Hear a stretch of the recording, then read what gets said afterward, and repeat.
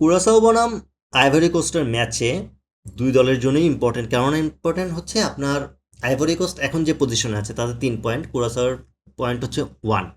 কুরাসাও প্রথম ম্যাচটাতে তারা হচ্ছে জার্মানির সাথে 7 গোলে হেরেছে, অ্যান্ড পরের ম্যাচটাতে তারা হচ্ছে দারুণ কামব্যাক দিয়ে তারা ড্র করেছে। সো তারা চাইবে এই ম্যাচটা যদি তারা জিততে পারে, সেক্ষেত্রে তারা 3 পয়েন্ট পেয়ে তারা 4 পয়েন্ট হয়ে যাবে তাদের।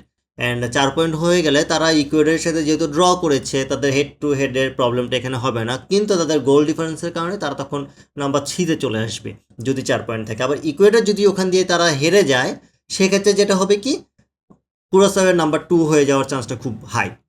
আবার এখানে যদি আইভরি কোস্ট জিতে, আইভরি কোস্টে জাস্ট জিতলেই হচ্ছে, কারণ তারা যদি জিতে তারা নাম্বার 2-তে থাকবে। তারা যদি ড্র করে সেক্ষেত্রে কী হবে, তারা ড্র করলে তাদের হচ্ছে 4 পয়েন্ট হবে। 4 পয়েন্ট হয়ে গেলে ইকুয়েডর যদি অপর ম্যাচে জিতে যায়, সেটা তো তাদের লস হবে না। সো এইখান থেকে আলটিমেটলি যেটা হচ্ছে, আইভরি কোস্টের টার্গেট থাকবে যে তারা ম্যাচটা ড্র করুক। তারা ড্র করলে 4 নাম্বার, তারা 4 পয়েন্ট নিয়ে তারা 2 নম্বর পজিশনেই থাকবে। সো তারা ম্যাচটা জিতলেও তারা 2 নম্বর পজিশনে থাকবে, তারা ম্যাচটা ড্র করলেও তারা 2 নম্বর পজিশনে থাকবে। সো সেই জায়গা থেকে আইভরি কোস্টের জন্য একটা রিল্যাক্সের জায়গা হচ্ছে, তারা ড্র করলে হয়ে যাচ্ছে। অ্যান্ড কুরাসাও চাইবে যে ম্যাচটা জিতে তারা পরের রাউন্ডে যেতে। যদি জিতে সেক্ষেত্রে কুরাসাওয়ের জন্য খুব হাই চান্স পরের রাউন্ডে যাওয়ার। অ্যান্ড যদিও তাদের আলটিমেটলি ওই যে 7-1 গোলের ব্যবধানটা, সেটা তাদের জন্য একটা ভালোই বিপদে ফেলবে তাদেরকে, ওটা ম্যাটার করবে খুব। বাট তারা আলটিমেটলি চাইবে যে আগে ম্যাচটা জিততে। তো সেই জায়গা থেকে আইভরি কোস্টের জন্য একটু টাফ হবে কি, তাদের হচ্ছে যেহেতু কুরাসাও একটু অ্যাটাকে থাকবে। কুরাসাও জার্মানির সাথে 7-1 হারলেও তারা দল হিসেবে যথেষ্ট ভালো দেখেই তারা বিশ্বকাপে খেলতেছে। অ্যান্ড সেটা তারা ইকুয়েডর ম্যাচেই তারা দেখে নিয়ে দিয়েছে। তাদের গোলকিপার যথেষ্ট ভালো গোলকিপিং করেছে, প্রায় সে 15টা সেভ করেছে, যেটা বিশ্বকাপের ইতিহাসে এখন পর্যন্ত বেস্ট। সো সেই জায়গা থেকে আলটিমেটলি কুরাসাও এখান থেকে একটা বুস্ট আপ হবে। বাট আইভরি কোস্টও যথেষ্ট ভালো টিম, তারা আলটিমেটলি এই ম্যাচটাতে জয়ই চাইবে, তারা ড্রয়ের জন্য খেলবে না, তারা জয়ের জন্যই খেলবে এবং জিতেই তারা পরের রাউন্ডে যেতে চাইবে। অ্যান্ড দুইটা দলের মধ্যে আইভরি কোস্ট একটু ফিজিক্যালি ভালোই স্ট্রং।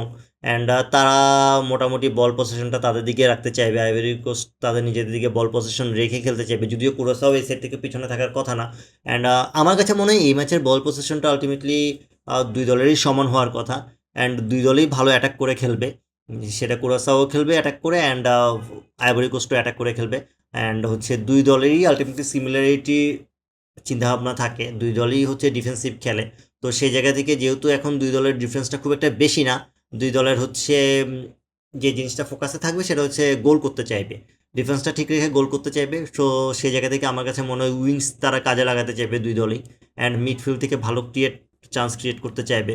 চান্স যদি তারা ভালো ক্রিয়েট করতে পারে, দেন ফিনিশিংটা যার ভালো হবে সেই আলটিমেটলি ম্যাচটা জিতবে। অ্যান্ড এখানে একটা বড় ব্যাপার হয়ে দাঁড়া হচ্ছে সেট পিসে কারা ভালো করবে, অ্যান্ড কারা আসলে ম্যাচের কন্ট্রোলটা রাখতে পারবে। ডিফেন্সিভ খেলার একটা প্রবলেম কি, আপনি লং টাইম ডিফেন্সিভটা কতক্ষণ করতে পারতেছেন সেটা দেখার বিষয়। এখন সেই জায়গা থেকে কুরাসাওয়ের ব্যাপারটা যদি দেখেন, কুরাসাও আলটিমেটলি যেটা করলো, তারা হচ্ছে ইকুয়েডরের সাথে এত ভালো ডিফেন্স করলো, ইকুয়েডর এতগুলো অ্যাটাক করার পরও কুরাসাও আলটিমেটলি গোল কনসিড করেনি, সেটা তাদের জন্য একটা ভালো বুস্ট আপ হবে। অন্যদিকে আইভরি কোস্টও কিন্তু ইকুয়েডরের সাথে তারা কোনো ধরনের গোল কনসিড করেনি, তারা খুব ভালো একটা গোল দিয়েছে। তো সেই জায়গা থেকে আমার কাছে মনে হয় যে আলটিমেটলি দুই দলেই এই ম্যাচে সমানভাবেই পারফর্ম করবে।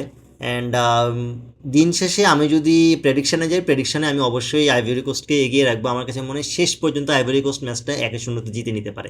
আপনার কাছে এই ম্যাচের রেজাল্ট কী হতে পারে অবশ্যই কমেন্ট করে জানাবেন। ভিডিওটি ভালো লাগলে লাইক, কমেন্ট, শেয়ার এবং সাবস্ক্রাইব করে পাশে থাকবেন। আল্লাহ হাফেজ।